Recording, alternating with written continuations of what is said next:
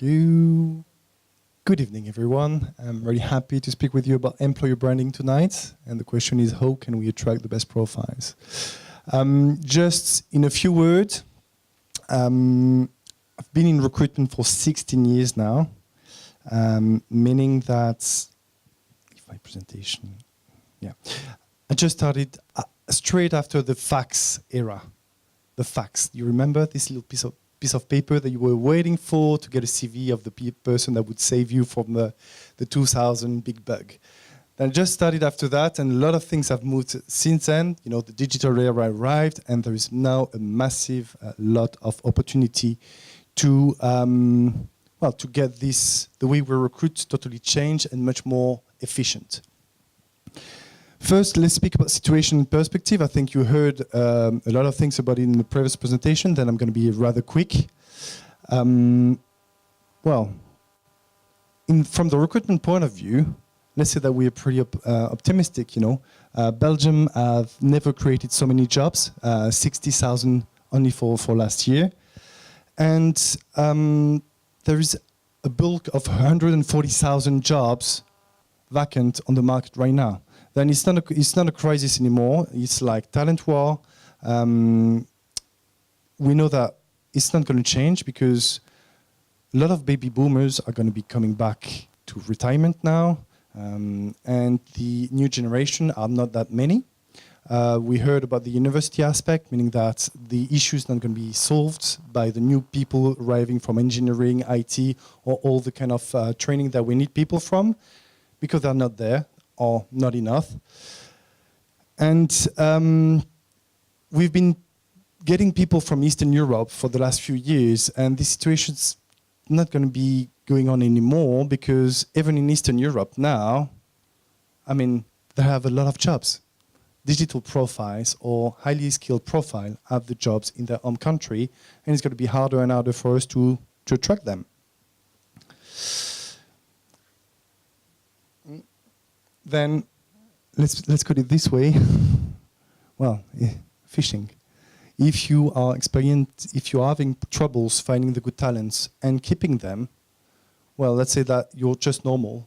You're part of the 88% of the companies that are struggling to attract people and to keep them.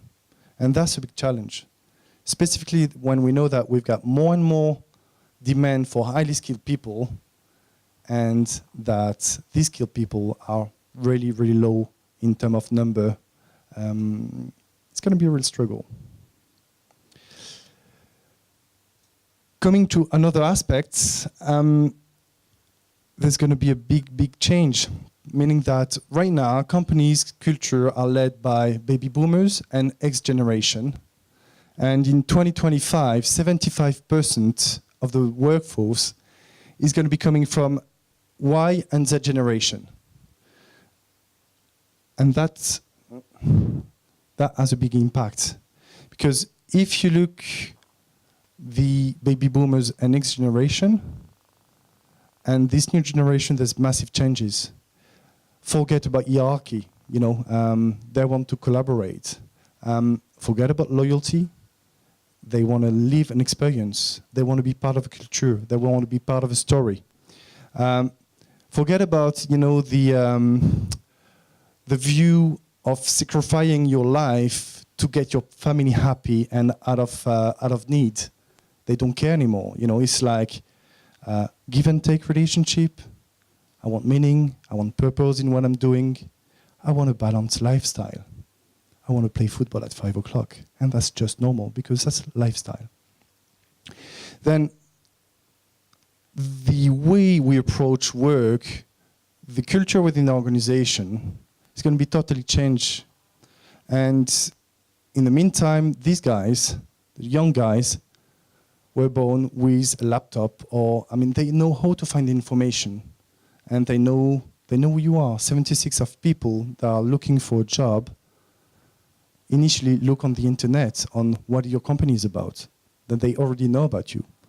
And the way we do recruitment now is this. Fantastic. Let's put myself in the head of, I don't know, who's looking for Java developer? I guess some of you guys could be looking for a Java developer. I had a look at on the internet last week, and went on Indeed, taped Java, Belgium. Pretty exciting. And I had 1,980 adverts, meaning that right now, if the way you're making recruitment, and what you expect when you're making a recruitment to attract top profiles is putting an advert on the internet, I wish you good luck. You know, if I was this talent, let's say I've got 2, 3, 4 years experience as a Java developer, pretty high in demand. I've got a job most of the time. I don't think I'm going to go on the website to look out of 2,000 jobs, what could be my next move? Specifically when, well, let's say, sorry, but it's all the same. I'm still this talent and I've got a job, but every day I get 15 to 20 emails. I've got also, if I don't reply to my emails or to my mails, I get calls from recruiters or from HR managers saying, hey, I've got a fantastic job for you. Then the results of this, meaning that that's 2.0 recruitment, that's the digitalization of recruitment. Talents have never been so accessible by companies and vice versa. And this connection totally destructed the link between talents and companies. Now they're hiding. Even if they would be open to find a new job, they're just hiding. Stop spamming them. Stop harassing them, because that's not working anymore. Then the question is, what is it that we're looking for? Well, that's a global figure, meaning that 30% of the total workforce is actually engaged into a job search.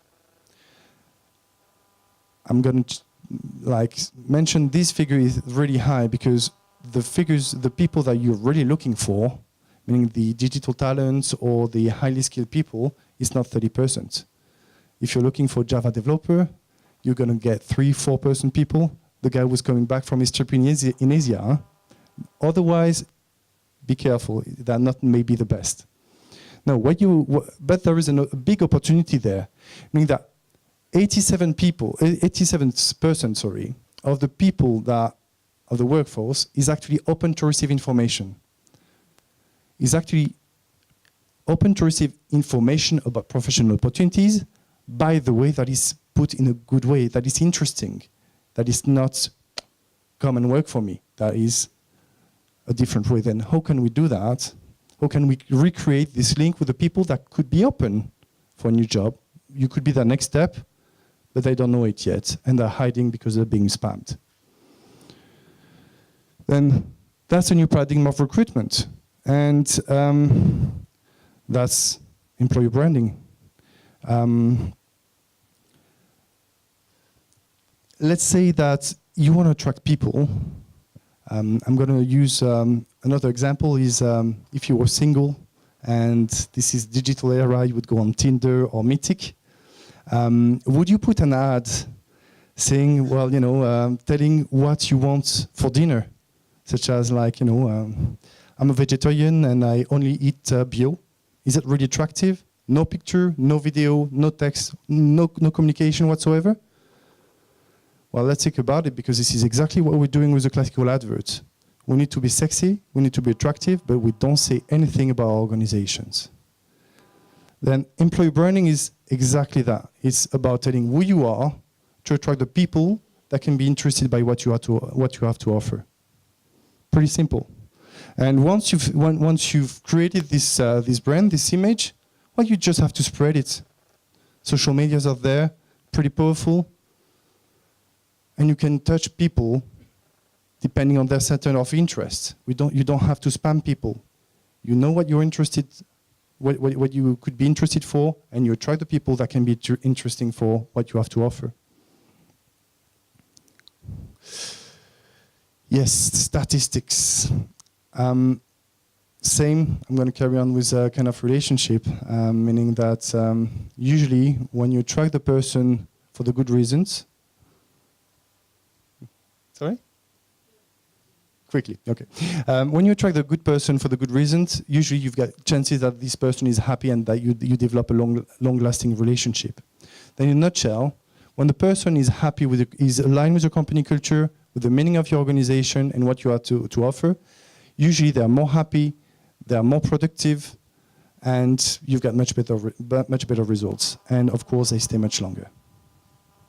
Okay, then just up to a quick. McKinsey is not going to be attracting the same profile as La Croix-Rouge, for example. It's not the same company. You cannot be everything at the same time. Then you cannot be a market leader or family feel. You have to choose. Then making employer branding, working on employer branding is not about being so sexy, it's about being authentic. Then the question is, what can I present to my potential employees? How should I introduce myself? First, start digging within your employees. The people that have been there for the last 2-3 years, well, why do they stay? What is it that they leave? What concretely is happening within your organization that makes them happy? And use this information to define who you are and show the kind of organization you are. Then it could be pretty simple. That's a website where you can have video, text, practical information about an organization, gamification, and that would be the first step before offering a job. Maybe first by telling who you are, connect with them, use video, use social media.